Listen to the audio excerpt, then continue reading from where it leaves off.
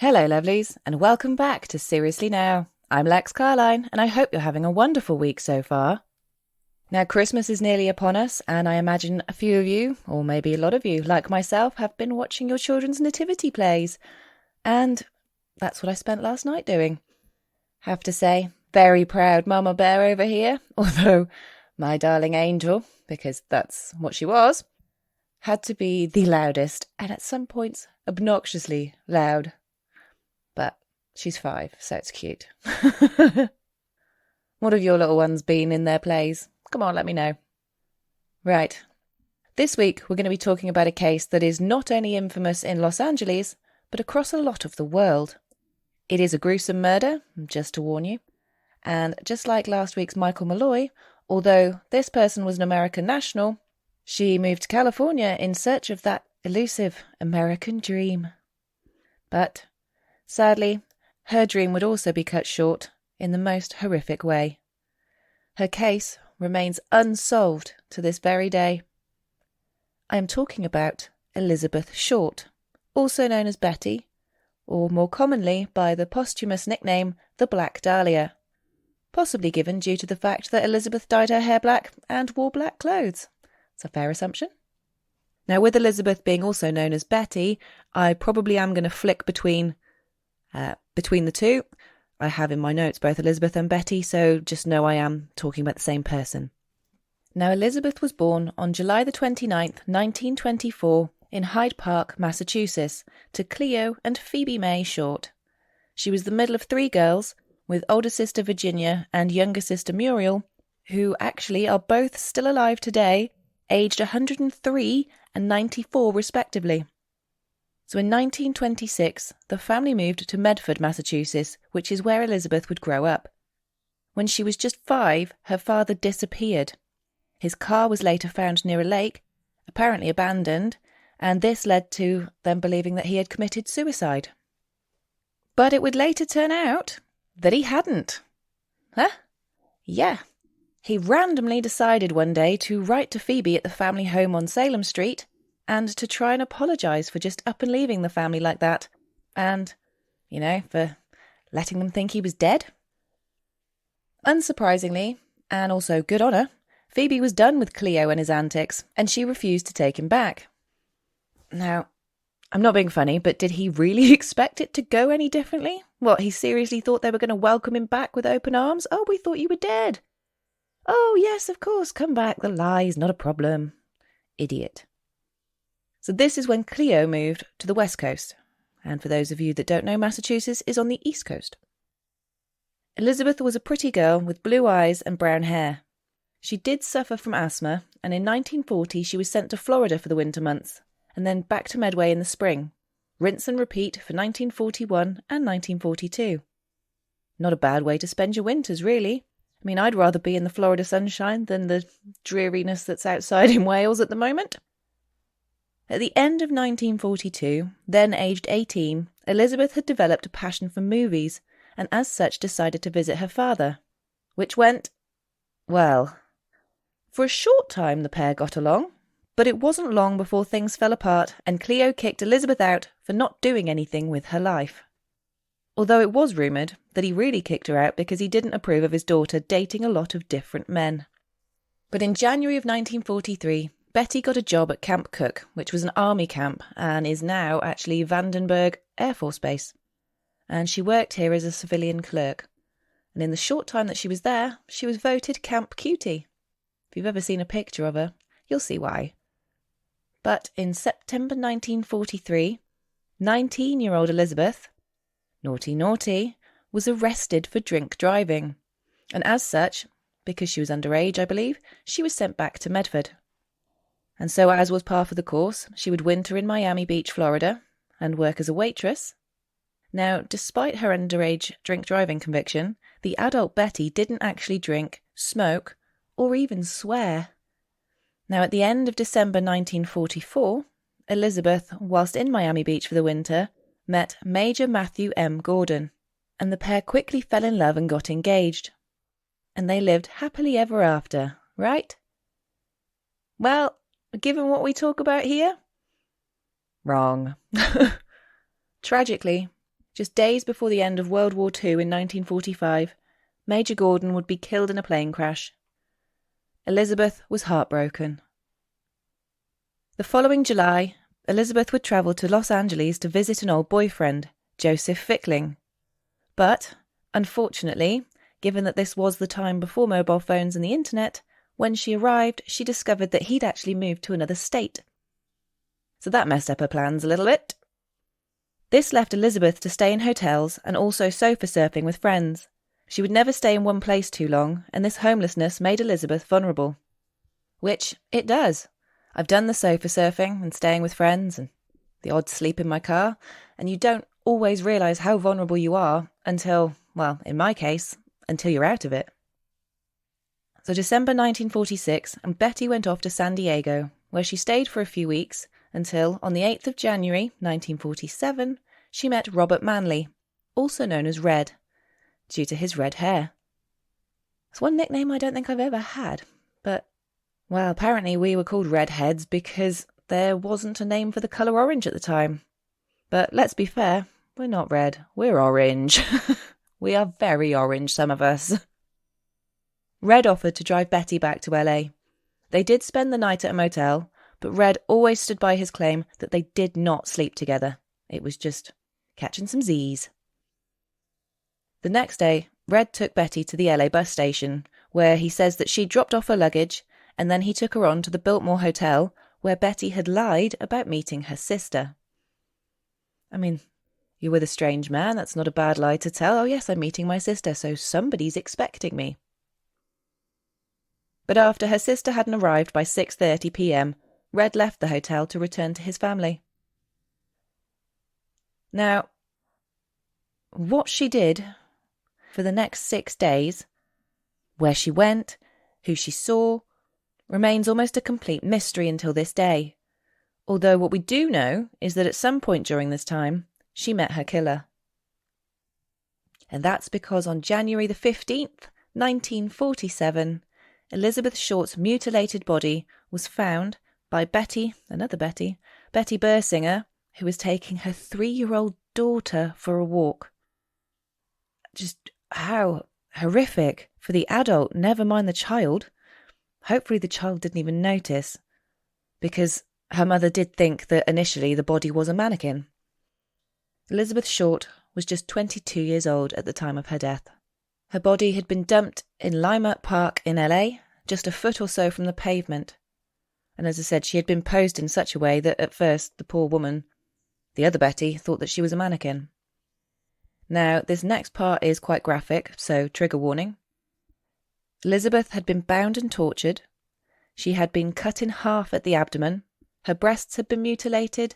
Her mouth was cut from both corners towards her ears, which is known as a Glasgow grin. I've also heard it called a Chelsea smile.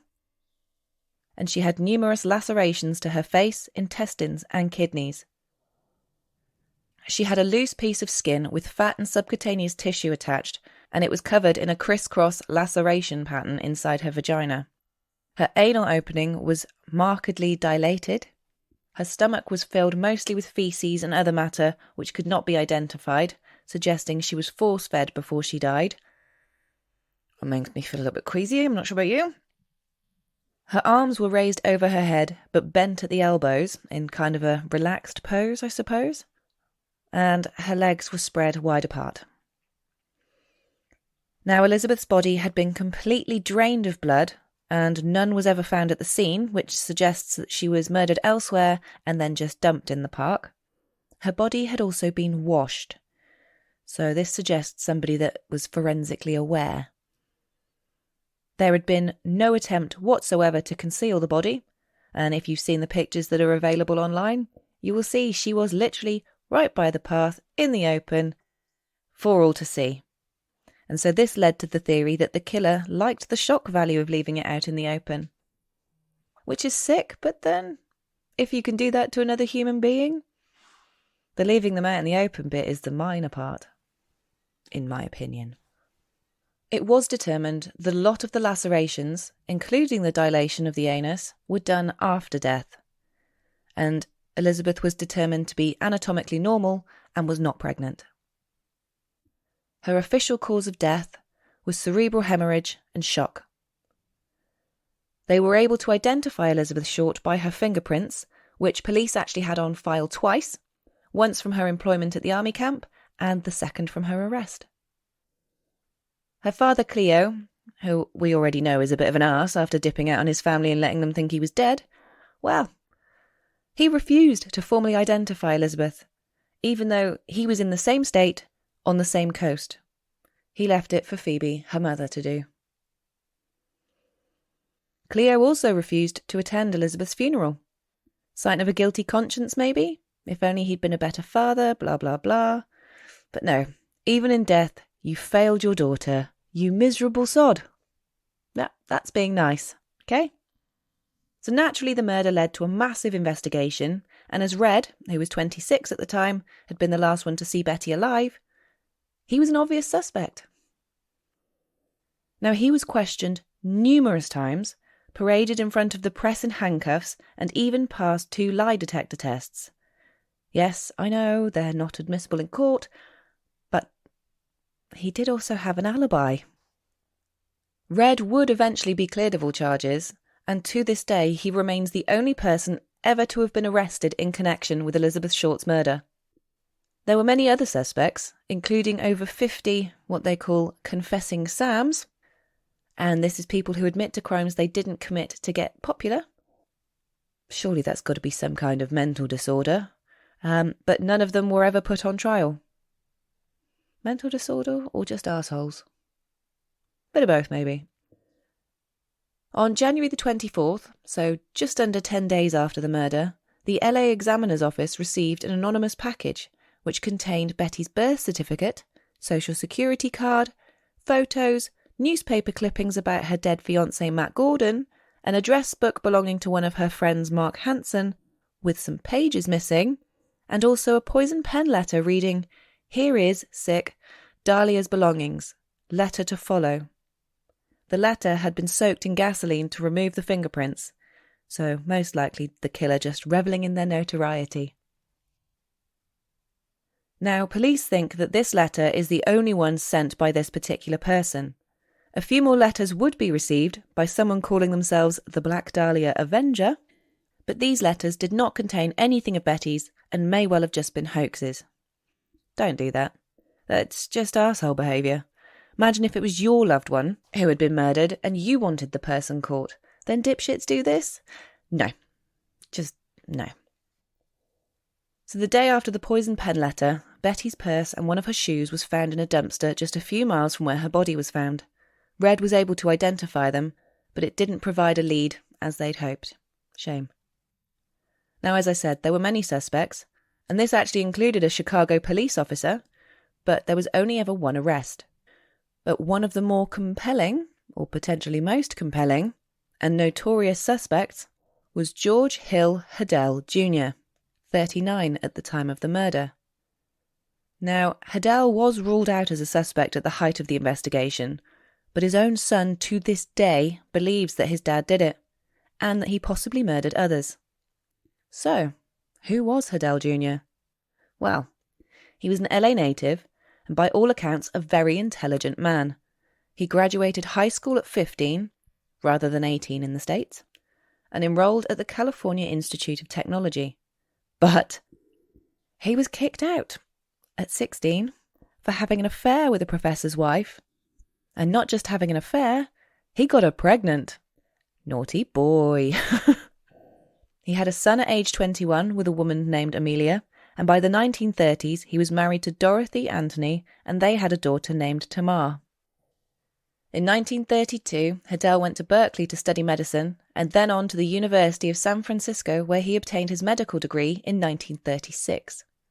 He was apparently a very successful doctor and lived in one of the wealthiest neighbourhoods in LA. But Haddell did have a wild side, and he was very well known on the surrealist art scene, as well as the party and S&M scenes. Doc had a kink. In 1940, whilst still married to Dorothy Anthony, he married Dorothy Harvey, another Dorothy, the ex-wife of a close friend. And I've heard about sharing with friends, but really? He nicknamed the new Dorothy Dorio, so his inner circle wouldn't get it confused. Oh, bigamy. Wonderful. And Doreo. I don't know if I'll ever look at Oreos the same way. Yeah, I will. In 1945, Hadel bought a new property and moved his new wife and their 3 children in. His original baby mama, Amelia, would also come and stay on occasion. That's an interesting dynamic. Hadel was known to enjoy casual flings, and like many of his friends, he was heavily into sadomasochism. Now, in case you aren't aware, sadomasochism is deriving pleasure, often or usually of a sexual nature, from the infliction of physical or psychological pain on another person or on oneself, or both. Where sadism is deriving pleasure from inflicting pain, and masochism is deriving pleasure in receiving pain. The doctor's polygamy seems to have somehow flown under the radar, and it was not a contributing factor to making him a suspect. In 1949, however, his daughter Tamar publicly accused him of sexual assault. His daughter. She said that Hadel forced himself on her and forced her to read erotica to make her a, quote, sexual goddess. Her father said that. Allegedly. Ew. Hadel was widely known for his over-the-top, highly sexual parties, and he was charged with incestuous sexual abuse. 2 witnesses even came forward and testified that they had seen Hadel force himself on his daughter. The prosecution did have a 3rd witness, but unfortunately she recanted and then refused to take the stand. The defence team naturally launched a smear campaign against Tamar, and just said that she was an attention seeker, a liar, etc., and the jury believed them. Not like a jury to be swayed. We won't touch on that one today. The charges were dropped and Hadel was free, because of course a successful doctor surely couldn't do something that despicable. We know differently. In 1950, Hadel moved to Hawaii, and there he married Hortensia Laguda. Fantastic name. And they had 4 children together. So he's sowing his seed all over the place. But they would divorce after a decade. Wonder if he divorced any of the others.